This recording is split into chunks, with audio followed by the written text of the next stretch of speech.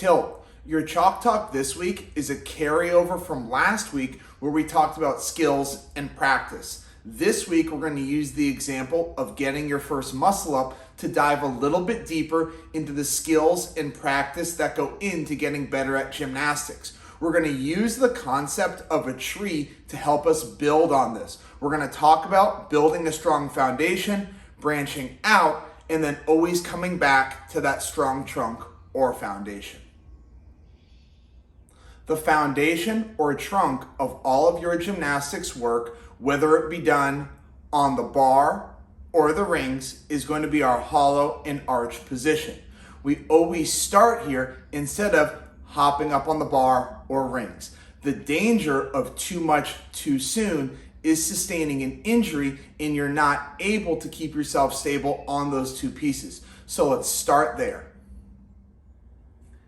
In your programming today, we prescribed a Tabata hollow hold. Now, for many of us, myself included, this is a position that we all struggle with.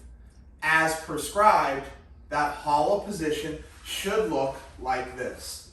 Feet off the ground, toes together, toes pointed, arms up and overhead, lower back pressed into the ground, shoulders off the ground. We modified today by hands down, one leg in, or possibly both legs in. Now, a good benchmark to know if you have a strong hollow position is being able to complete that Tabata hollow hold as written. 20 on, 10 off for 8 rounds. Now, if you can't do this as prescribed, does that mean you can't hang on a bar or hang on a pair of rings? Certainly not. Let's talk a little bit more about that progression. Building capacity in your hollow and arch positions are just one part of getting a muscle up or an advanced gymnastics movement. You can continue to progress in your hollow and arch positions while also moving on to the bar or rings. Let's chat a little bit about that.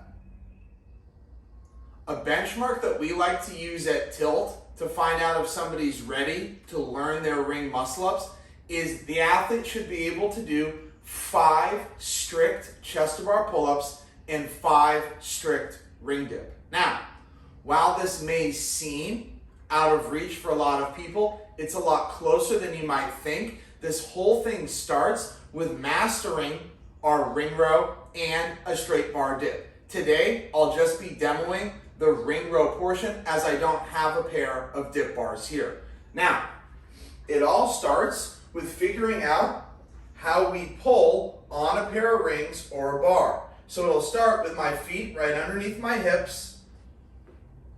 I'll take one step back and bring myself out here.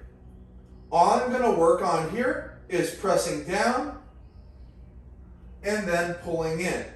And while this may seem really easy, it's important to understand the order of operations of pulling, which is going to be lats first, biceps second. Now, if you're a newer athlete, this is going to be a great area to start. Once you feel like you're good here, continue moving your feet in until you can maybe do 3 sets of 5 of an elevated ring row.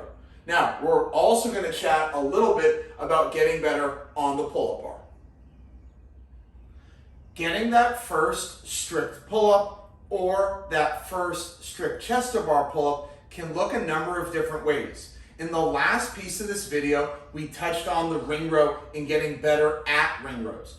Additionally, you can use the pull-up bar in a similar way by banding your pull-ups. This again will help you progress towards that eventual strict pull-up or strict chest to bar pull-up. Now, we can also use things that we learned about the first piece of this video, that hollow and arch position.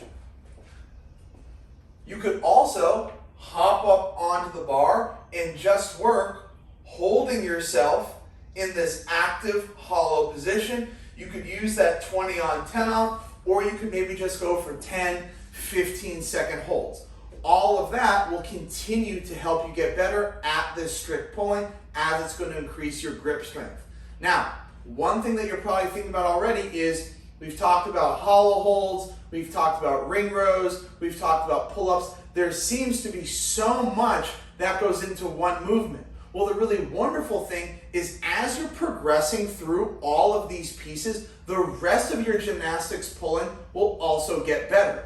If you continue to hammer your hollow and arch position, your toe to bar will get better, your ability to do a kipping pull-up. There are so many different benchmarks along the way that you're gonna get better at, that if you fall in love with just getting better at the small pieces, the big pieces will probably fall in line. Again, let's dive deeper into some more gymnastics work. Now that we've talked about building strength in our positions, that hollow and arch, as well as building strength on our ring rows, strict pull-up, bar dip, or ring dip, we can start talking about the actual muscle up and the skill of being able to do our first muscle up.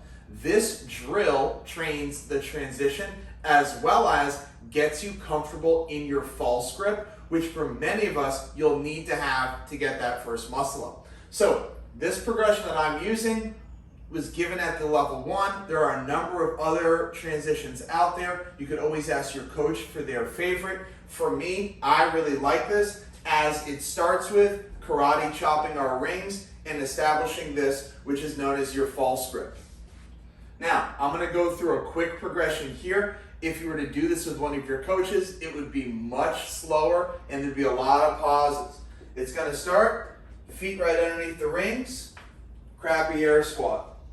From here, chest to the rings, head through, jump to support, and back down. Now, the really wonderful thing about this drill is if you do this and the first thing that you have trouble with is keeping your false grip, you can now go back a couple steps and just work on ring rows in your false grip. So you see, throughout this progression, there are going to be a number of times where you should go back and work that base level stuff. All right, Tilt, we've been through a lot already, but let's do a quick recap. We've talked about building capacity in that base position, our hollow and arch, our trunk. We build up, we branch out, we get better at our strict work, which is strict pull-up, strict dip. Now, while you're doing this, you can also always come back to that trunk again, continue to build capacity in that hollow and arch. Now, maybe you're doing it on the rings or the bar, like we talked about those holds. As we go up a little bit further, we branch out again. Now we're working on that skill of the muscle up. You could always come back to that foundation. Now you're working hollow and arch, kipping on the rings, and eventually getting to that top branch where now you're attempting that ring muscle up or the bar muscle up. Now, like I said many times during this video, I know it may seem like a lot and maybe it seems a bit out of reach, but I can promise you that if you turn your focus to small steps and small progress, you'll go way further than you think that you can. Don't worry about getting that first muscle up or bar muscle up. Just worry about holding the best hollow position you possibly can. Once you're done with that, move on to that next branch, move on to that next step, but never forget to always come back to your strong base, your strong core.